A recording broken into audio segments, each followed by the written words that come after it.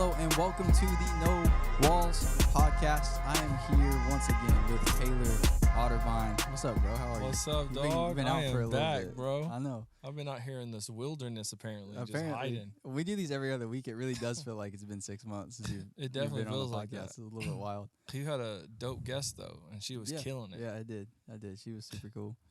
Yeah, I got her number afterwards. Did you? I did. Way to shoot your shot, bro. I appreciate it. Sometimes you got to. I appreciate that. So today I am excited because it is summertime. It is summertime. We are here. We had our last switch, which is our student ministry, of the semester last week. It was crazy. Because we do summer breaks. Because we do summer We're breaks. not done forever. We just took a break for the summer. yeah, not forever. Last So student ministry is forever. definitely going to come back. Yeah, for sure. It was wild. It was crazy. It was a great time. We had a block party. Had students out there, had inflatables out there. We had hot dogs out there. Them hot dogs were bomb, too. Shout out to Josh Over Rocker. He was slinging them dogs.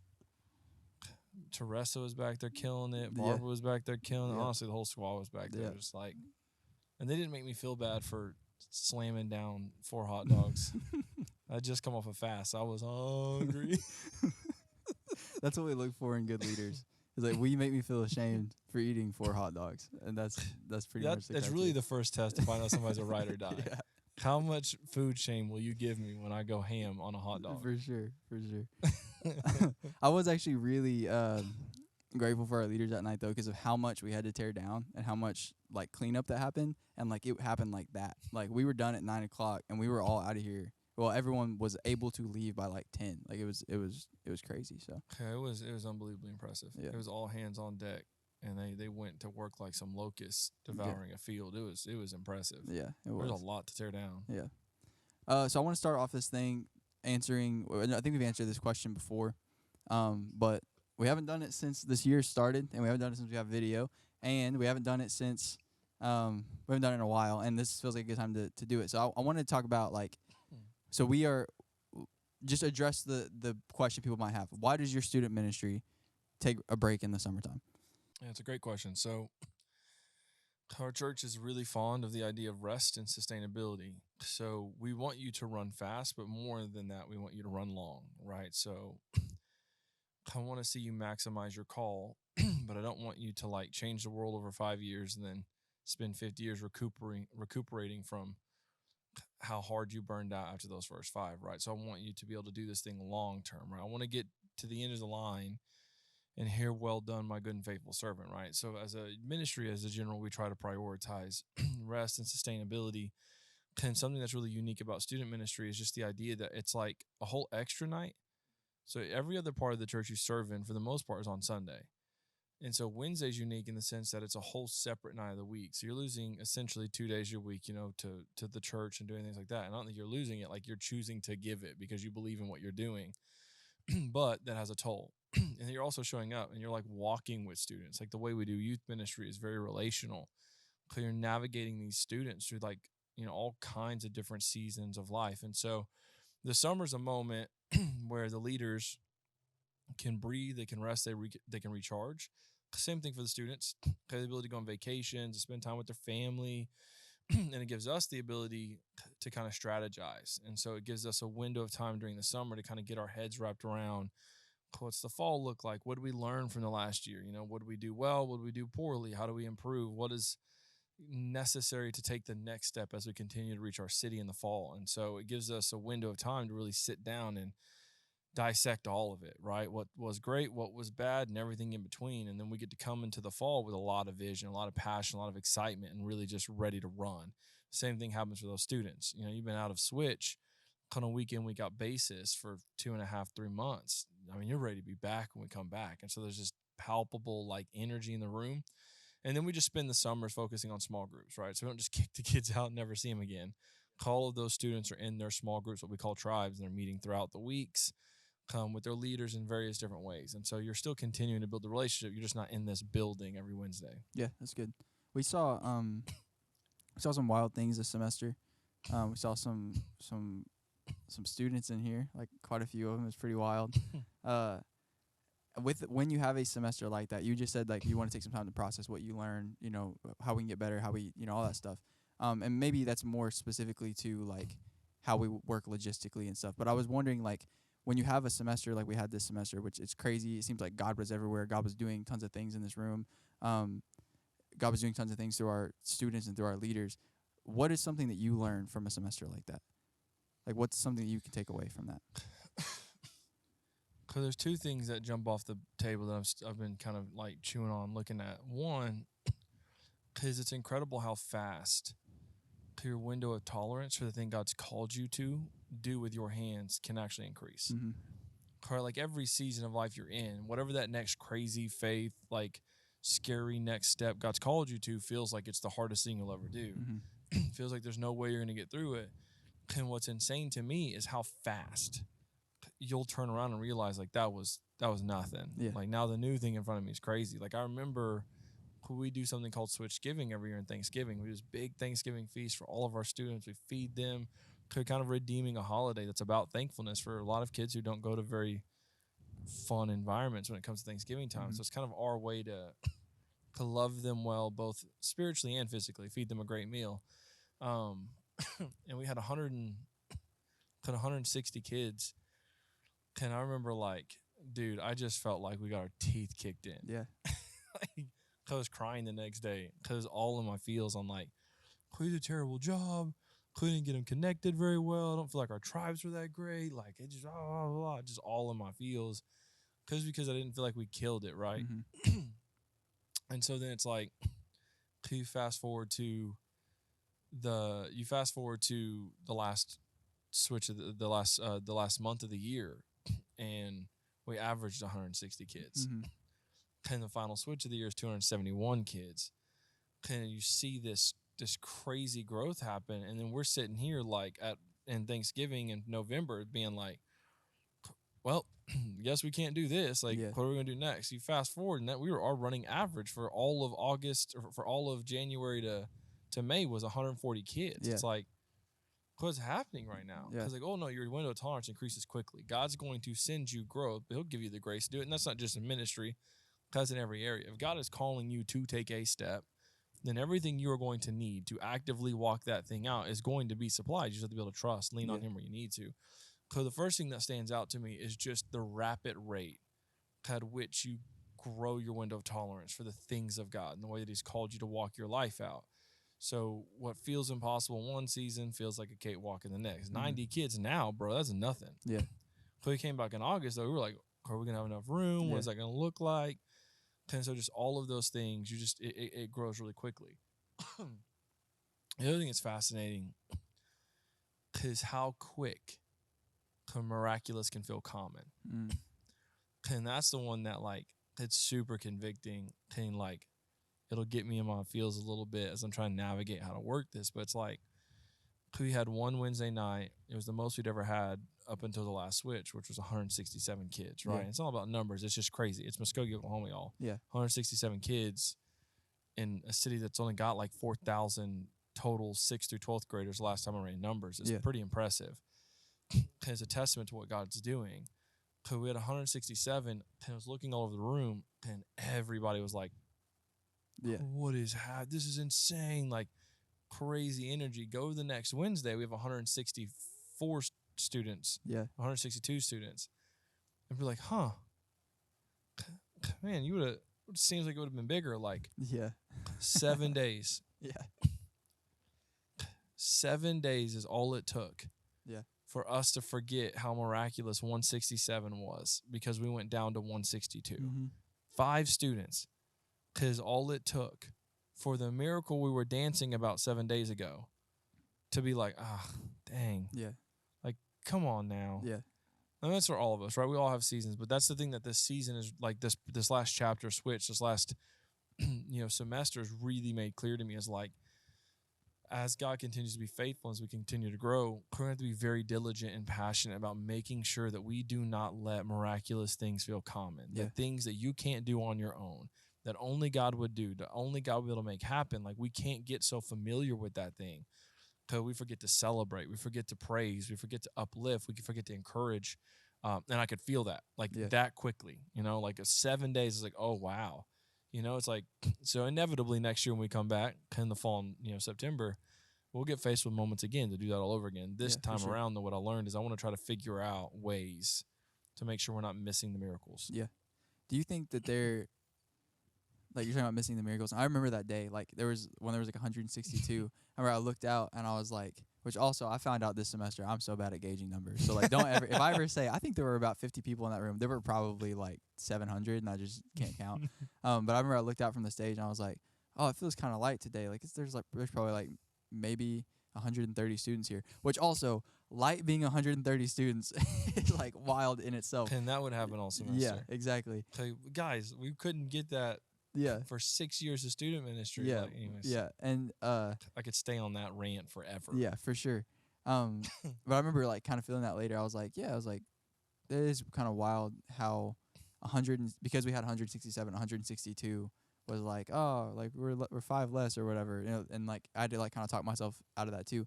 But what do you think the importance is of making sure that you're celebrating the miracle? Yeah, I think what happens is, and I've done this in my own life. I've seen us do this in the church at times, and I think it's human nature. Like I think when you read the Old Testament specifically, and you just watch the journey of Israel, that's really that's it. Like that is the Cliff Notes version of all of God's people throughout the Old Testament. Really dope miracle. A few days pass, we forget how good our God is, and we're back to crying all over again. Like what is happening? It's insanity. And so I think the importance is what winds up happening is we'll get so obsessed with growing something and making sure that it's healthy and making sure that we're hitting all of our markers and making sure that like the system works and that people are connecting and that there's excellence and all these other buzzwords that churches use all the time and that we use ourselves. What winds up happening is you get so trapped in your logistics, you miss the people. And then what winds up happening is when you're only interested in getting better, you don't have steam anymore. Yeah. Because it's such a noble thing, right? It's like, no, we're just trying to improve ourselves. No, actually, you're crap talking the move of God. Yeah. That's what you're doing. Yeah. You're complaining and moaning about the very blessing that you were praying for just 6 months ago. You're just lying to yourself about it. No, that's not what it is. I'm just giving feedback. No, you're not. No, you're not. No, you're in your feels. And you forgot what God did before. Now you're trapped and feeling all of this thing because you started telling yourself it's on your shoulders to make work. Yeah. So you start carrying all this weight God never asked you to carry. Yeah. It's his church. It's his people. He's growing it. Your job is just to be faithful. And we can get lost in our part of the play because it matters. Yeah. Like bringing intentionality, it matters. Trying to have excellence, it matters. Having systems in place that people don't fall through the crack, like it matters. However, it matters for one reason, and that's the people. Yeah. And what will happen when you aren't celebrating the wins, when you're missing the miracles, when you don't take time to breathe and just grab your group of people together, your team together, your family together, and you just to take a second and you say like, that's wild, man. Yeah. Like, look where we are. Yeah. I mean, yes, it's true for ministry, but I mean, this is every area of your life. This is your business. This is your families. You know what I'm saying? Like, think about like you spent all these years trying to pay off your house. To pay the house off, and now there's one more new thing, right? Well, it's like, well, crap, now we got to buy a new car. So we're out of debt for like 3 weeks, and I got to buy a new vehicle. It's like, except for the fact you just paid a house off. Yeah. Like, your God's been that faithful. Yeah. Like, you guys have been that faithful with your money that you actually were debt-free for 3 weeks, which means you probably are able to buy a car with almost cash in hand if you did it right. And if you didn't, he helped you pay a house off before, he'll help you pay a car off before. Or with our kids, we get so frustrated with, like, their teenage years, or their preteen years, or the toddler years, because I have toddlers, and my Emory's starting to move towards preteen. I'm a student pastor, so I say teenagers all the time, and you can just see, like, you want them to grow, and you want them to get strong, you want them to have a voice, you want them to communicate, and then they start communicating. Yeah. And now you don't love so much how they sound because they sound like you. Yeah. And so they trigger you a little bit because it's you talking to you. And now you're frustrated that they're talking to you, and it's the very thing you're praying for like 5 years ago when you couldn't understand anything they were saying. Like, all of life has moments where if we are not careful, we will start treating the blessing like it's a curse. We'll start treating the gift like it's a cancer. And instead, what happens in those moments is we start missing valuable opportunities to celebrate, to be thankful, to be grateful, which is actually the thing you need to be able to pull on when the times are difficult. Yeah. When the gratitude tank stays full, when the valleys come, I've got something I can yank on. I've Yeah. got something I can pull on. And so I think For the sure. reason it matters so much to not miss the miracles is because miracles are called miracles for a reason. Mm-hmm. They don't happen all the time. They're not every day. You're not going to see them all the time. Like they're miraculous. And so what happens is when you have an inevitable moment in life where they're not just, everything's not all up and to the right, celebrating those miracles properly helps you be able to remind yourself when it gets rocky again, hey, he did that then. Yeah. I know he'll get me through this now. Yeah. Yeah, that's good. That's good. Have you ever had like just talking about like having to rely on miracles you've seen in the past? I think there's like kind of like a walk that happens in your faith where, or a step that happens in your walk of faith, I guess is what I was trying to say, where you go from like, you see God do things in scripture, and at first you kind of have to just rely on like, okay, God's done these things in scripture, so I'm gonna follow him. I think I have like the faith to like see him, work in my life. And then he starts actually working in your life. And then you get to have what you're talking about, where it's like, I don't actually just have to rely on the miracles that I've seen God do in scripture. I actually get to like look back at the miracles that he's done in my life. Have you ever had a moment like that where it was like the miracle that you've seen God do before that helped you persevere through what you're doing now? Yeah. Oh, for sure. Honestly, there's like a million.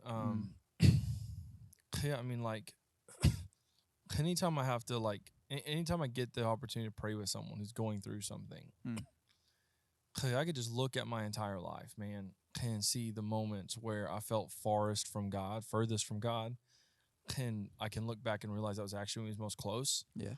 Or like at moments where kids are sick and you don't know if they're going to get any better, and you just see God heal in a way that, like, thank God he did. Like, like Ember having, like, my youngest one's super allergic to eggs. Like, you give her eggs, it'll kill her, and we didn't know that. So then she has eggs for breakfast. She goes to sleep, wakes up, and her throat's completely shut. And so it's like a miracle of God that when we got to the hospital, she was still able to breathe somehow. Yeah. Doctors didn't understand what's happening. So moments like that, real helpful for when, like, I'm sick or my kids are sick or I'm praying for someone who's sick, because I've seen God will heal. Yeah. Like, so for me, it's not theoretical, it's factual. I've seen the hand of God touch my baby and heal her. So I'm good. Yeah. And people can feel however they want to feel about the theology, but like, you just can't tell me what I know. Like, I done seen. Because there's a lot of moments like that. I mean, like, can I have Tourette's?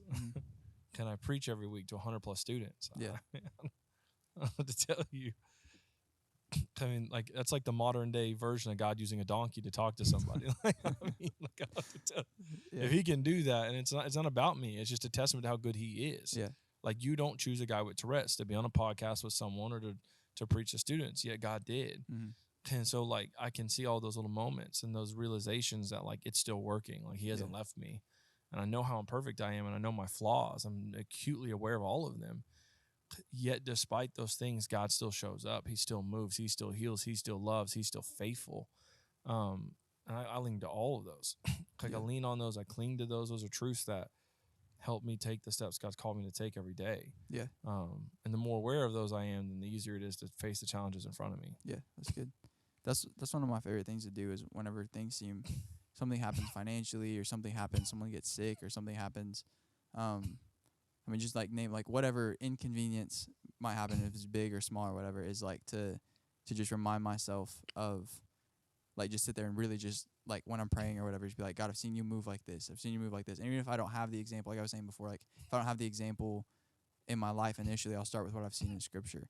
Like, God, like, there's been so many times where I've been, like, looking for something, and I talked about this, like, in a sermon not that long ago, but I'm, like, really bad at looking for things. So, like, when someone sends me to go to, like, a pantry or something to find something, I can't ever find it. And I'll literally, like, be praying, and I'll be like, God, you gave Daniel the answer to the dream, so you can give me, like, the answer to where this thing is, like stuff like that. And it's like, it's kind of weird if you never, like, heard of stuff like that before, but it does, like, kind of, it, like, builds your faith to, like, believe for the thing that God's doing in the moment. And so I find that stuff, like, really helpful. And, like, that's a small thing, but even with, like, big things, like, God, like, I've seen you move my finances.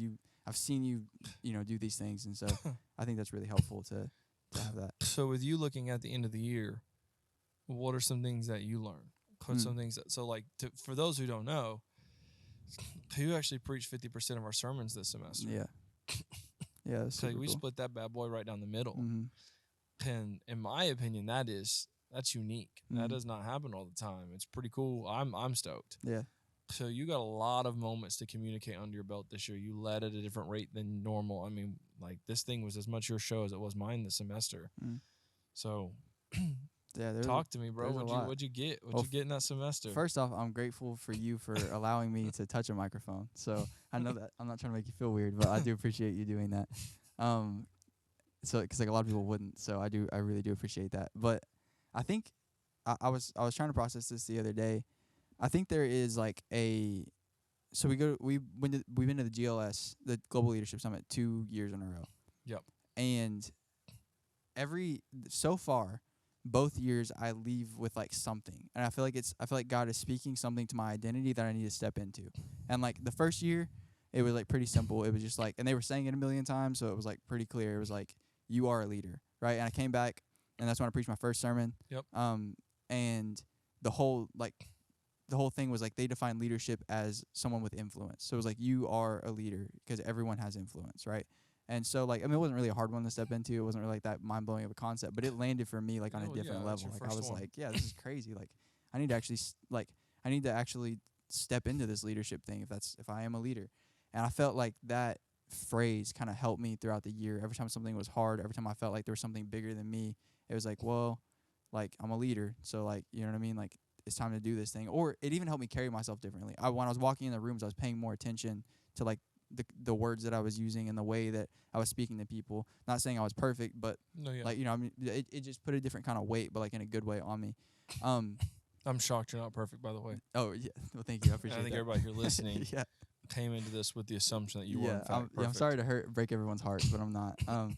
But we probably had a lot of people pause the podcast there for a second. They're just so shook and taken back that you need to clarify that you weren't perfect. Yeah, I know. We're gonna see tweets about this and stuff.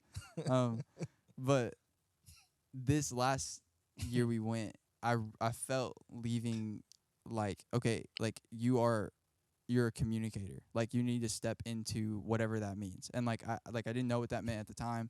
I didn't know I was gonna preach half of the things for the year at that time, or half the sermons for the year at that time. But like I did leave with like this, like, you are a communicator. You need to like grab a hold of that, like whatever that I didn't know what that meant at the time. Well, it's crazy because I didn't know that at the time, but I preached half the sermons this semester. And I think it's the year. I said semester, but I'm pretty positive since August it's 50-50. Oh, okay. Yeah, I preached half of them this year. It's wild. And like it was cool to have that thing to hold on to, because there were moments where like the sermons didn't feel like they were landing super well. Like just when you're on the stage, like you will, at least me, 1 second you will feel like everyone's with you, and then 10 seconds later you'll be like, oh my gosh, I want to step off the stage. No one's like, no one's with me right now. I've never felt and that. So yeah, but I'm joking. I feel everyone. Yeah. No, it's wild how fast it can swing though. You're like, yes, everyone's with me, and then you're like, oh no, I should just walk off the stage. No one cares about any of this. But it was cool to have that phrase, like, you are a communicator. You're a communicator. And like I decided this semester, like, I'm going to lean into being a communicator until God tells me I'm not, or until like God speaks through someone and tells me I'm not. So like even in the moments where I feel like I walked up here and I just accidentally just like word vomited everything, didn't say any words, gave no one anything, and I stepped off the stage, I can still lean into like, that wasn't my best shot, but I am a communicator. And I think what I learned, all that to say, what I think I learned is and we kind of talked about this in the last semester whenever we changed a bunch of things for Switch. But if I'm going to send something, for me mentally, I just have to like fully send it. I have to decide like, this is what I'm going to do for this amount of months, because if not, I'm going to be just analyzing it every single time. Because what I was doing before is I preached a couple sermons before this semester, and every time I got off the stage, it was like me like analyzing like, that one didn't land as well. Maybe I'm just not called to this. It was like, oh, that one landed pretty good. So maybe I'm like 75% called to this. And maybe, you know what I mean? And like I tried to get to a spot where it's like, no, you are called to be a communicator. Run the play. And then like I just got to trust God and trust the people around me to be like, this isn't your thing if it really isn't my thing. And so that was kind of something I learned about myself. And something that like I would honestly give advice for other people to do if you're going to, I mean, maybe depending on your personality. I don't know if that's good for everyone, but like for me, for sure, like I just have to, that's what I would say. Give yourself a window of time to run a play and stop just analyzing the play in between, like before the play's over, I guess. Like, Oh yeah. No, that's good. You can't like you have to have enough numbers to be able to track trends. yeah, for sure. Yeah. So you don't have a trend if you only done something twice. For sure. So you only done it 2 times. Yeah. All right. So it's like it'd be like trying to run a finance business only looking at things a quarter at a time. Yeah. That's a terrible way to run your money. Like Yeah. you need to give some more time than that. And I think there's something to be said about deciding you're gonna stick your foot in the sand and you're gonna run the play. Yeah. And it's the only way to find out if it's working. Like, I think you should do all the due diligence you can on the front side. Mm-hmm. We've talked about this many times. About doing everything you can to try to hear God's voice. Like, try to figure out what the next step is. But at some point, when you do it, you've got to send it. Yeah. Like, and I've seen that. I've done it a million times in my life in leadership and as a dad, as a father, as a human. Kind of seen it happen inside the church. I've seen it happen in businesses, places I've worked, people I've worked. It's like, well, I had this new idea, we'll run it, and it'll work really great initially. But like the first time we get a curveball, we just kind of bail on it. Yeah. It's like, well, that curveball doesn't communicate that you can't hit. It's just you hadn't seen it yet. Yeah, for sure. So like, what happens if you learn to hit the curveball? Yeah. Exactly. Like there's just so much to it that like you're not unpacking because you're only looking at things in small times. One of my favorite examples of this is our small groups, right? We call them tribes, but we are a relatively large student ministry. Mm-hmm. And that is not because I'm a great communicator. And it's not because Fallon or Ashley are great worship pastors. It's not because we have great lights. It is because every single Wednesday night, we have 50 plus leaders in this room connecting and loving and doing life with students. Yeah. Because it's not just me or you, it's all of us loving and reaching and pouring into students. That is our secret sauce. So if anybody wants to know what makes us tick, that's it. That's how we do what we do. That thing's a cheat code. Because what I've seen happen, because I've had tons of conversations with student pastors, and like, what's the sauce, man? What's the thing? It's like small groups. Cool, they'll do it. And like most things, when you do something for the first time, there's complications. There's curveballs. It's you're figuring out your own vision. And so they'll do it for a quarter or even 6 months. They'll just kind of bail on it. It's like, you didn't run the play long enough, man. Yeah. You got to give people time to connect. Like, you imagine like trying to get married in 6 months? Yeah. And we're not marrying students. No, yeah. So you are asking people to open their life and be intimate and vulnerable in these conversations. Like, you can't do, not everybody can jump in like that. And it's something you've never done before. You're learning how you want to lead it. You're learning how you want it to look. So you have got to send the idea. Yeah. And commit. And when you commit, you see it change. So when we came in, I didn't really want to do small groups. I didn't want anything to do with it. I didn't like the idea of it. I didn't know how I'd get leaders to it. But Jared's like, man, give it a semester. Give it a semester, try it. So I ran the play for 6 months. Thank God he pushed me to do that. Because I don't think we'd be where we are without them. Yeah. And so, but you had to run it long enough to figure out how it works. We started one semester, ended another semester, and looked back and assessed, and we could see that it works. Yeah. So what you're saying, I think, is a valuable life lesson, regardless of personality type. You have to run a play long enough to actually have an assessment. Yeah. So everything in your life can't be fickle. I don't care how you're wired. I don't care what Enneagram you are. I don't care what your Myers-Briggs is or whatever, any other number of excuses you want to make for bailing on things. You have got to have some things in your life that you send until you have actual data to suggest what it is or isn't doing. And 3 weeks is just not that long. Yeah, that's good. Whenever, so like back to like whenever you were first starting something, before you can see the trend. So like when you guys were doing tribes in here, like, was there a moment where it felt goofy even whenever you were in it? Like, cause when I was leading them, it was goofy as a mug.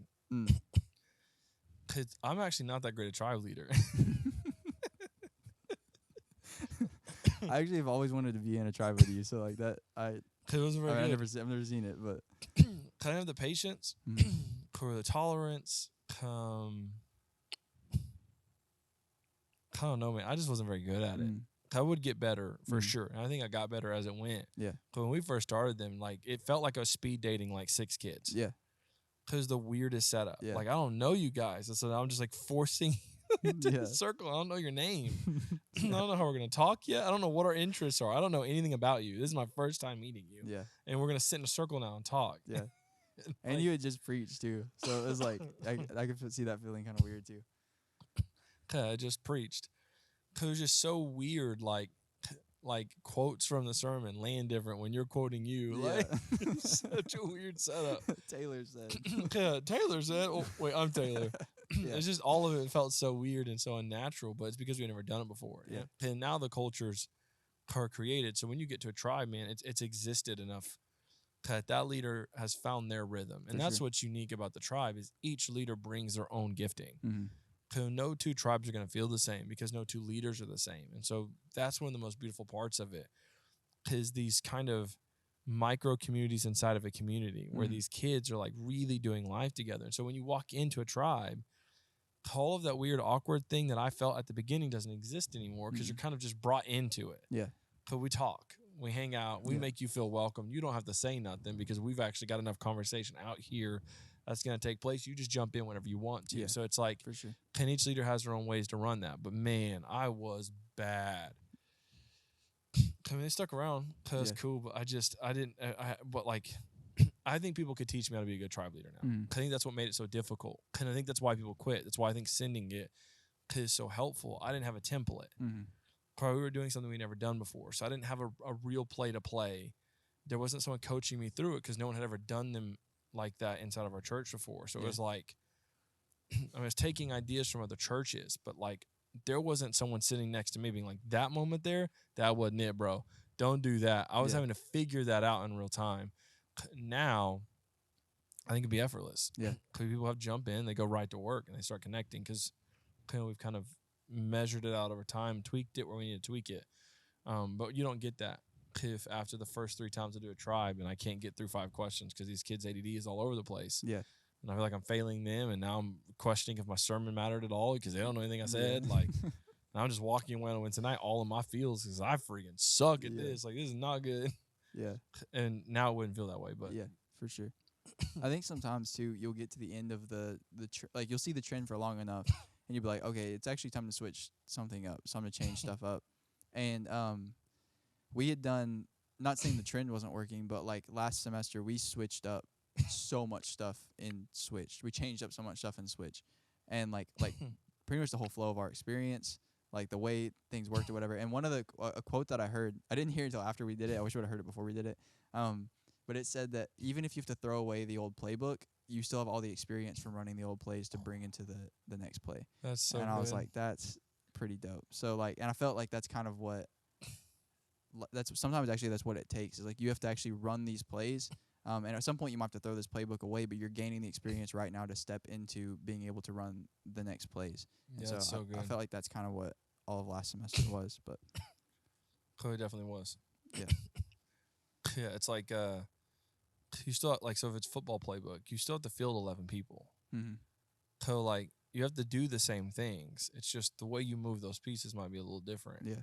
Yeah, and now you know what plays do work. So you know how to build a system. Yeah. I love that. That's a great quote. Yeah, that's good. Speaking of running new plays, we got some cool things coming up, don't we? Yeah, we do. Yeah, we do. Yeah. What's happening in August?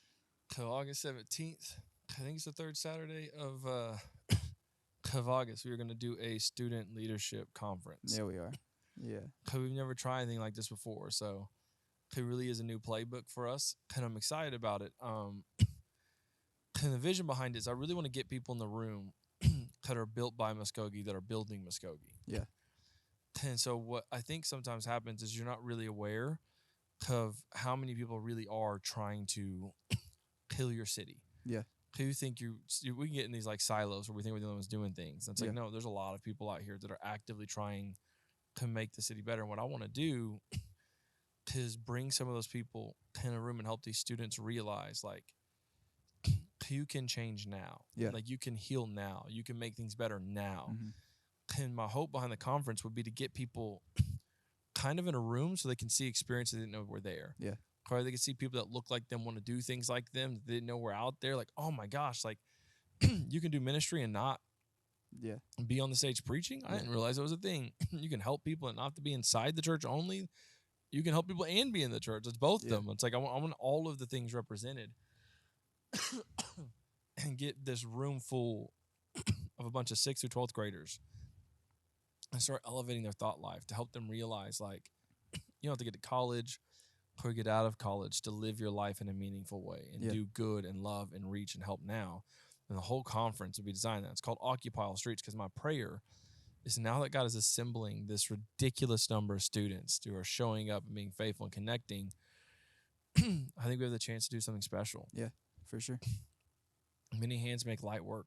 Yeah. Can we officially have many hands? And Yeah. I want to make sure that all of the students God sends us are properly resourced to activate, walk out, and be equipped to use the call of God in their life to change their world, Yeah. to help and heal the people around them, to help heal themselves. And so the whole idea of Occupy All Streets is that I pray that in 10, 15, 20 years, there's going to come a day where we look back and instead of being one of the most dangerous cities in the country, one of the safest. Yeah. That there's like a generation of students raising families who love well, who lead well, who care strong, who have empathy, who want to see people be better. And over 10, 15 years, you start to see a transition happen. Yeah. So now there are teachers who love kids Yeah. and want to walk with them and have empathy and patience for them. Why? Well, because they get it, because they've been part of the system, right? Yeah. They've been part of the city, businesses, doctors, lawyers, you name it, whatever. I want to just send kids out. We're going to occupy all streets. And to phrase that conference is going to be this concept of, can anything come out of Nazareth? Mm-hmm. There's this moment in Scripture where the disciple Philip is talking to Nathaniel, who will then become a disciple. He's talking to Nathaniel, like, bro, I found him. Mm-hmm. We found the dude. Call the prophecies the Messiah. Like, I found the guy. Nathaniel's like, that's insane. Where's he from? And Philip's like, Nazareth. Mm-hmm. And Nathaniel's response to Philip is, Nazareth? Can anything good come out of Nazareth? Yeah. And all throughout Scripture, you see this moment where, like, people are seeing, like, love made flesh in Jesus, like truth made flesh, like King of the universe walking earth, like, and they're having a hard time seeing him because they're more aware of where he came from. Yeah. Kings don't come out of Nazareth. Mm-hmm. Kings aren't born in mangers. Mm-hmm. And so throughout Jesus' narrative and his story, there's all these incredible things God's doing, but there are people who can't see it. Yeah. Because they're so fixated on the packaging. Yeah. And I think Muskogee, Oklahoma's like that. Yeah, for Because sure. as someone who got here when I was like 12, all throughout my life, I've heard our city referred to as like an adjective for things that are bad, that are poor, that don't work, that are dysfunctional. Muskogee's gonna be Muskogee. The Gee gonna be the Gee. And I'm bound and determined to kill that phrase. Yeah. Like, not anymore. Yeah. Your narrative doesn't have to be mine. Yeah. How sure. you walked your life does not have to speak to how these kids are going to walk their life. You can feel however you want to feel about Muskogee.